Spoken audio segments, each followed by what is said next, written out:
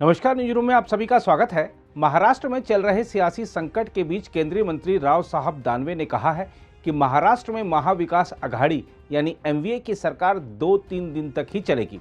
राज्य सरकार में राष्ट्रवादी कांग्रेस पार्टी कोटे से मंत्री राजेश टोपे की उपस्थिति में एक कृषि विभाग भवन के उद्घाटन समारोह में भाजपा नेता दानवे ने कहा कि एमवीए को शेष विकास कार्यों को जल्द से जल्द पूरा करना चाहिए, क्योंकि हम यानी बीजेपी केवल 2-3 दिन के लिए ही विपक्ष में है।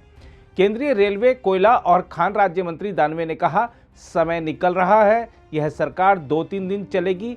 एकनाथ शिंदे के नेतृत्व वाले समूह के भाजपा में विलय की संभावना के बारे में पूछे जाने पर दानवे ने कहा कि ऐसा कोई प्रस्ताव नहीं है और अगर कोई प्रस्ताव आता है तो वरिष्ठ नेतृत्व फैसला करेगा। उन्होंने यह भी कहा कि राज्य में राष्ट्रपति शासन लागू किए जाने की कोई संभावना नहीं है। दूसरी ओर महाराष्ट्र में शिवसेना के बागी नेता एकनाथ शिंदे ने अपने तथा 15 अन्य बागी विधायकों को विधानसभा उपाध्यक्ष द्वारा भेजे गए अयोग्यता नोटिस के खिलाफ उच्चतम न्यायालय का रुख किया और इस कार्रवाई को गैर कानूनी और असंवैधानिक करार देने तथा इस पर रोक लगाने का निर्देश देने की अपील की है। हम आपको बता दें कि महाराष्ट्र विधानसभा सचिवालय ने इन बागी विधायकों को अयोग्य ठहराने की मांग पर शनिवार को 16 बागी विधायकों को समन जारी कर 27 जून की शाम तक लिखित जवाब मांगा था। न्यायमूर्ति सूर्यकांत और न्यायमूर्ति जेबी पर्दीवाला की अवकाशकालीन पीठ ने शिंदे की याचिका पर सुनवाई की। एकनाथ शिंदे का पक्ष वरिष्ठ वकील हरीश साल्वे ने रखा और शिवसेना खेमे की तरफ से पक्ष रखने के लिए कांग्रेस नेता और वरिष्ठ वकील अभिषेक मनु सिंघवी अदालत में पेश हुए। उल्लेखनीय है कि एकनाथ शिंदे की याचिका में तर्क दिया गया है कि फरवरी 2021 में नाना पटोले के इस्तीफा देने के बाद से विधानसभा अध्यक्ष की सीट खाली है और किसी अन्य के पास यह अधिकार नहीं है कि वह अयोग्यता याचिका पर निर्णय ले सके, जिसके तहत याचिकाकर्ता को नोटिस जारी किया गया है। इस बीच शिवसेना के असंतुष्ट नेता एकनाथ शिंदे ने पार्टी नेतृत्व पर निशाना साधते हुए आश्चर्य जताया है कि बाल ठाकरे की पार्टी उस दाऊद इब्राहिम के साथ सीधे संबंध रखने वाले लोगों का समर्थन कैसे कर सकती है, जो कई बम विस्फोट करके निर्दोष मुंबईकरों को मारने के लिए जिम्मेदार है।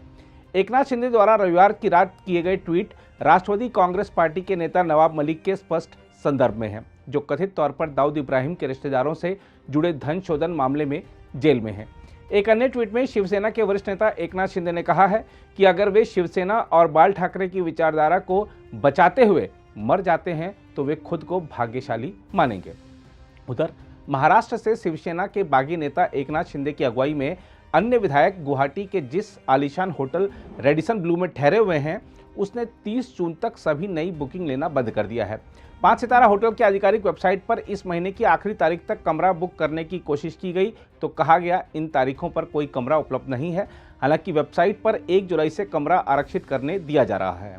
होटल के एक वरिष्ठ अधिकारी से संपर्क करने पर उसने कहा, हमारे सभी कमरे बुक हैं।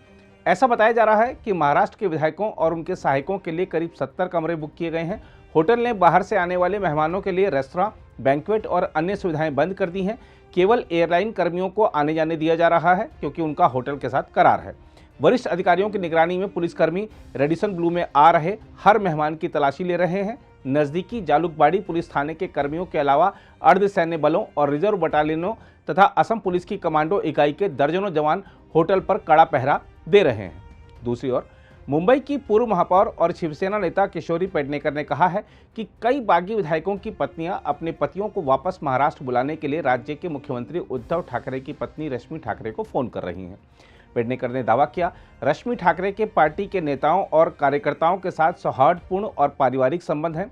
उन्होंने कहा कि मुझे पक्के तौर पर नहीं पता कि वह यानी विधायकों की पत्नियों से अपने पतियों को वापस बुलाने के लिए कह रही हैं या नहीं।